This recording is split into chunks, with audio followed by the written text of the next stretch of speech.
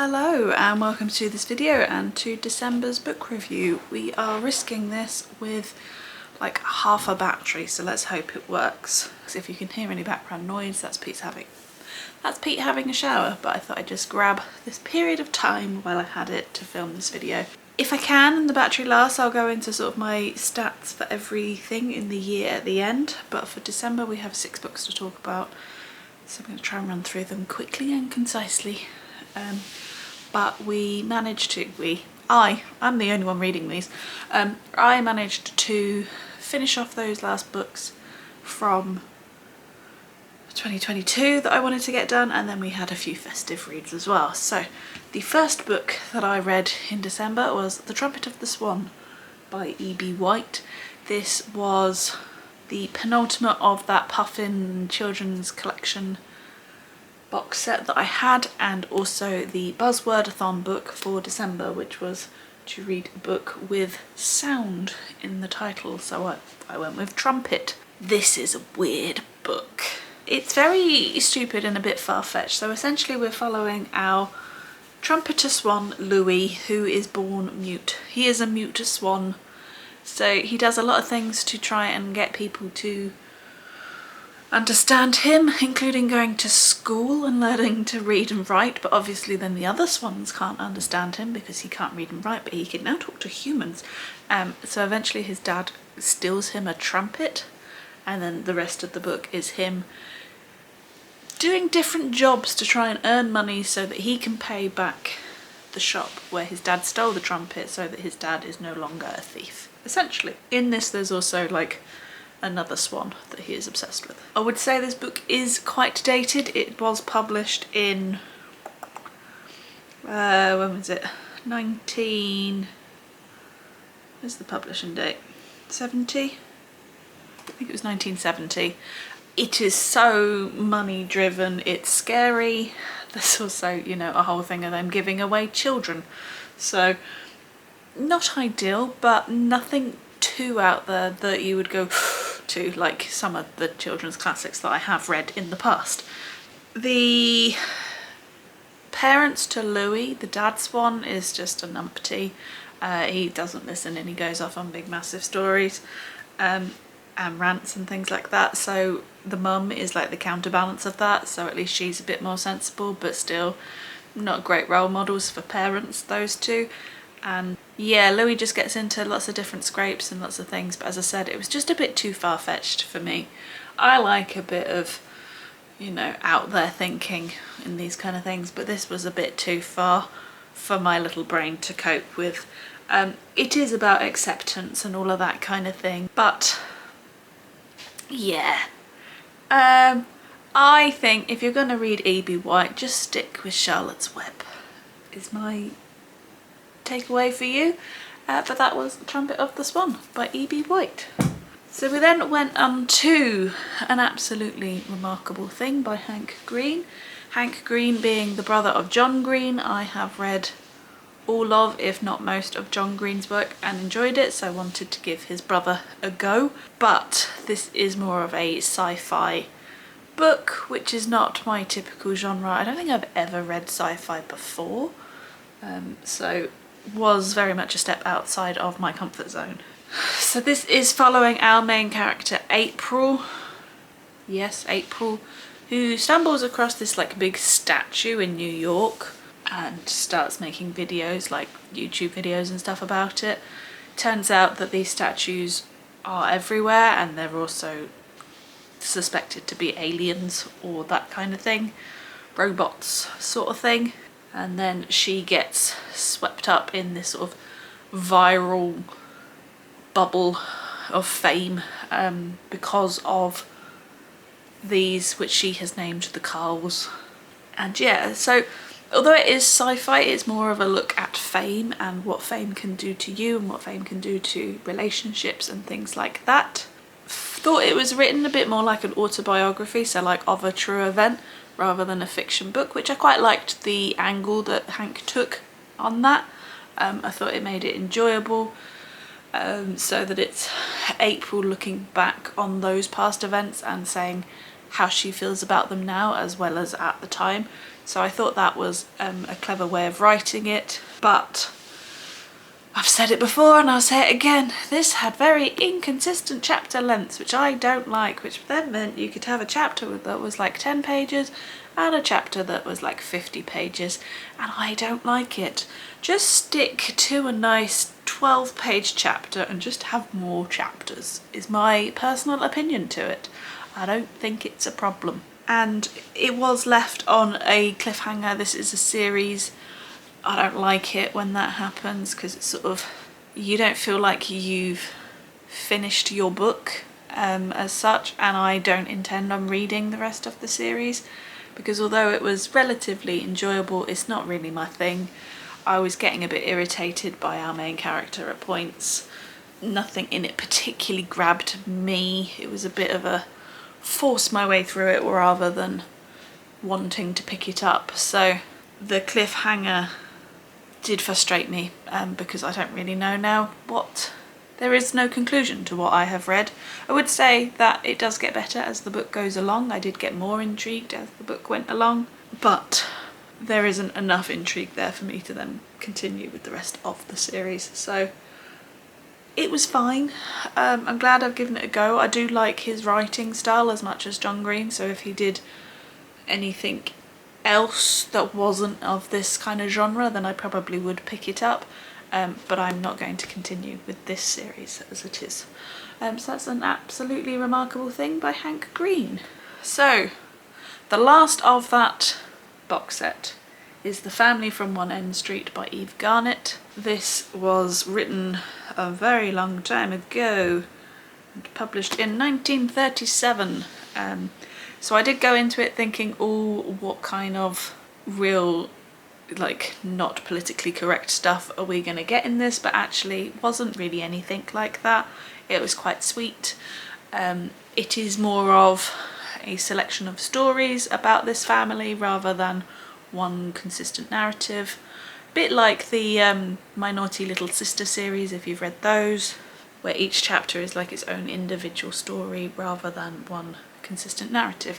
But in this we are following the Ruggles family. They live in like a terrace house in, it's not London, sort of a more rural, that side of the country kind of place. I can't remember off the top of my head. And they are a large family with a lot of children. People sort of judge them, I guess, because of the amount of children, but it does mean that obviously money is tight. The dad is a dustman, I believe, and the mum runs a laundrette kind of thing from her house. So the kids are roped in to helping and that kind of stuff. And the stories are pretty much following the children more than the adults and the adventures that they get up to. There's not a lot really to say about this other than that it's sweet, but there's not a lot of substance to it. It's of its age, it's sort of written in that style of vignettes rather than one continuous prose or story, I should say. But yeah, not a lot to add to The Family at One End Street other than nice, but it's not going to have left a lasting impression. So that is The Family from One End Street by Eve Garnett. So we then head on to our Christmas reads, and I started with The Christmas Murder Game by Alexandra Benedict. This is a book that Pete actually picked up for our honeymoon. He read it there, passed it on to me, and I said, come December I will read that one. So this is a locked room mystery. We are following the Armitage family. Are they all Armitages? Pretty much. As they go to their sort of big stately family home called Endgame House, where the last of the generation above them has died and has set like a game to see who's going to inherit the house. But as they're there, and all of these kind of locked room things, people will start to die, and it becomes a bit more sinister than they perhaps thought. We are largely following Lily, who is a bit more of an outsider to the family. Her mum died and she is led to believe that it's sort of her fault, so she's got a lot of issues about going back to the family home and being with her cousins and that kind of stuff. It is similar to things like And Then There Were None, or the one that I read this year by Shari Lapina, An Unwanted Guest, I think that was called. Very much a big house cut off by everything because of a snowstorm. The only added to this is there's the sort of game element to it and the family element to it. So it was engaging enough. I did want to find out what was happening, but I did find it very predictable. I guessed most things that were going to happen in this book, including our culprit at the end. But even like little intricate bits in between, I was like, yeah, I've guessed that. I know what's happening there. So if you have read a lot of these kind of books, possibly one to avoid because it is quite predictable. You will probably know what's going on if you've read a couple of this kind of mystery genre. But it does, as I said, it does have the fun element of the game. So there's riddles and stuff that they have to decipher, and I did quite like the family dynamic of it and the differences in cousin relationships and that kind of stuff. One thing to add is that the main character in this is pregnant. I'm not sure how relevant that is to the story. I don't really know why, but she then, obviously being in the kind of novel that it is, does then get herself into situations that are not quite as comfortable to read with that knowledge that she is pregnant. So just bear that in mind if you're going to pick this up. So on the whole, a fun read. I wouldn't say it was particularly festive. It just happens to be set from Christmas Eve till the 12th day, but enjoyable enough. And that was The Christmas Murder Game by Alexandra Benedict. Following on from that, I went to The Christmas Bookshop by Jenny Colgan.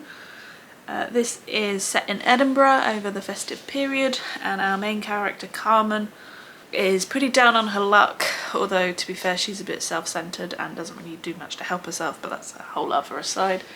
So her high-flying sister, who she's very jealous of and they don't have the best relationship, finds her a job in a failing bookstore that if it doesn't get turned around in terms of like profits and stuff by the end of Christmas, then it's going to shut.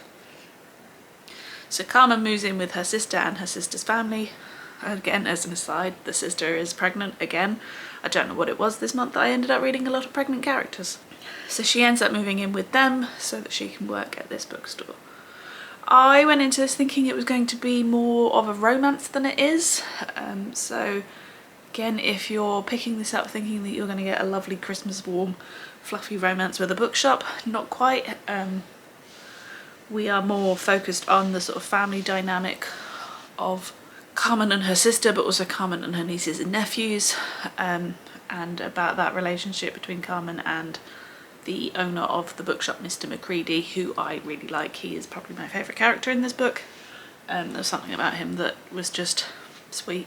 So although there is a romance in it, it's not the main focus, and actually I think the romance probably shouldn't be there. It's a bit of a love triangle. There's a lot of will they won't they, which was very frustrating because it was based on miscommunication, which is not my favourite trope, but also there wasn't really any development of that relationship. So it's will they won't they, but actually you don't really care because there's not a lot to know about them as a couple or how they're getting on and that kind of thing. The setting is a big draw for this book. The cozy bookshop at Christmas is like a great idea. That based with sort of snowy Edinburgh, as they've put it as well, is just does give you those kind of Christmassy feelings, which is good. I found this one quite hard to rate because there were so many bits that I was like meh, but I also quite enjoyed it, so take that as you will. If you're into this kind of book, you can probably tell by the cover what kind of book it is, then I would give it a go, but I wouldn't go into it thinking it's going to be like the best thing since sliced bread. For me, the dynamic, as I said, between Carmen and the nieces and nephews particularly, and Mr. Macready, are the things that make this book. The romance is probably the thing that lets it down the most. That and the fact that the point of view seems to swap in the middle of a paragraph, which doesn't really make sense. So suddenly you're reading from somebody else's opinion out of nowhere and you're like, oh, why have we swapped there? That didn't make much sense. So yeah, enjoyable enough, did give me some of the festive feelings that I wanted, but not quite the fluffy romance that I was hoping for at this time of year. So that is Christmas Bookshop by Jenny Colgan.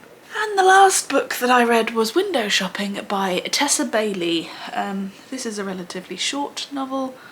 We are following our main character. I should know this, I finished this yesterday. Stella. She is very recently out of prison after serving 4 years behind bars, and she happens to be standing outside a department store, sort of judging the window, when a random man asks her opinion on what she would do differently, and that then results in her getting her dream job as a window dresser in a big department store in New York. How realistic that storyline is, I'm not entirely sure, because I don't really know much about the US prison and after prison aspects, but I struggle to see that it is that realistic. But hey ho, we're Christmas, we're, you know, suspending all belief on this kind of thing. This relies on the grumpy sunshine trope, which I do quite like, and it's nice that it's a bit more flipped. So we've got a grumpy female main character and a sunshine male main character. And he is called Aidan, and he probably makes this book for me. And again, it's very will they won't they. As boss and employee, they're not really allowed to date, but they just have a lot of chemistry.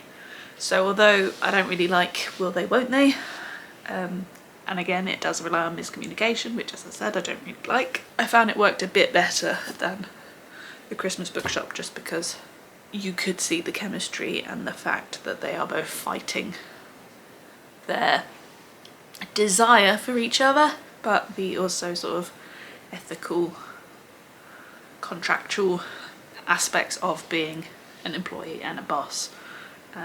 So it works slightly better for me because of that.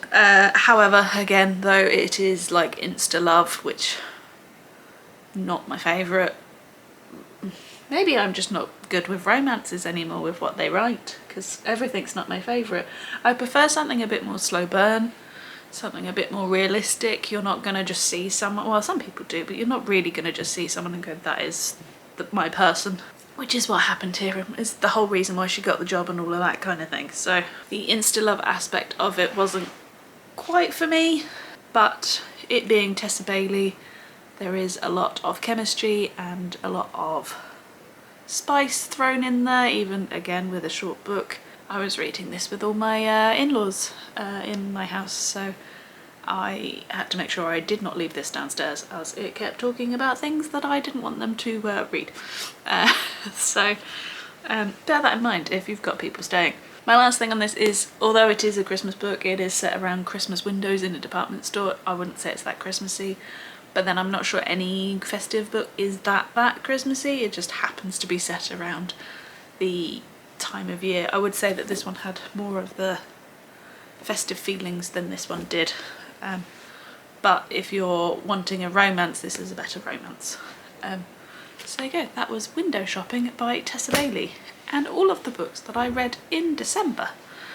So that makes up 63 books over the course of 2023, which I'm actually quite impressed with, because none of them were like short books particularly. There was no particular reading challenges that I was doing this year. So in 2022 I did a couple of like 24 hours or how many books can I read in challenges. I haven't done that this year, so I think 63 is good going. My original goal was 52. I surpassed that in November, so I upped it to 60, and we managed to pass that as well, so all good. I wouldn't say it's been my most successful reading year. I've had a lot of 3.5 stars, majority around that just sort of it was fine kind of rating. Nothing really blew me away. I only had one 5-star read this year, which if you're new to my channel, I very rarely give 5 stars anyway, but I would tend to have more 4.5 stars, and I've only had about 3 or 4 this year. So the quality of my reading perhaps hasn't been quite as high up as I would have liked. I started the year well and it sort of tailed off, but I am now left with a shelf of books that I'm very excited to read and to get to. But being a new year and I am due to have my first child in February. I'm not sure how much reading is going to get done. We'll see. I think it might be the year of the Kindle as I'm feeding, but we'll see. We'll see what goes on, and I'll try and continue to do some sort of bookish content for you online. But everything at the moment with creating content, reading, life, everything is a bit up in the air until we know how we do and how we settle with a child, because it's all very, very new to us. But yeah, I've had, as I said, I'm happy with the amount that I've read. I'm happy with the books I've read because they've all been books I've wanted to read. They just might not have landed the way I was hoping. And yeah, looking forward to seeing what 2024 has in store. Very excited to get to some of these if I can. And hopefully we'll start off strong in January. So if you haven't already, do click that subscribe button. Waiting for January's book review, but I probably will mention books quite a lot in the vlogs that I will do that will come out on Sundays, just because I'm now on maternity leave and one of my main goals for January is to read. So certainly those first few ones will have some bookish aspects to it. So if you've enjoyed this video, please give it a thumbs up and I will see you in the next one. Bye.